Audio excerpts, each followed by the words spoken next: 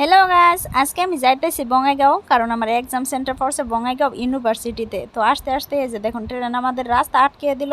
তো আধা ঘন্টা বাইক দিয়ে আসার পর ফাইনালি এক্সাম সেন্টারটা পাইলাম। তো এখানে মোবাইল সবার রেখে এক্সাম সেন্টারে ঢুকে পড়লাম। তো 2 ঘন্টা এক্সাম দেওয়ার পর চলে আসলাম আবারও আপনাদের সামনে। তো দেখতে পারছেন আই লাভ বঙ্গাইগাঁও।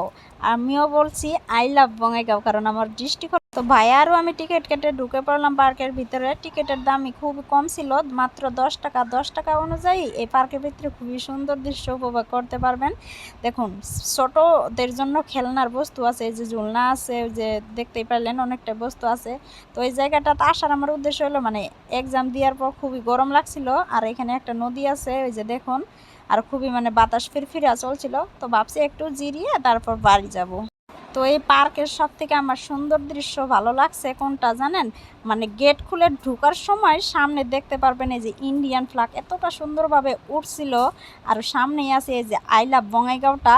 মানে এতটা সুন্দর, এক কথায় ওয়াও, জাস্ট ওয়াও। দেখা হবে আবার, টাটা।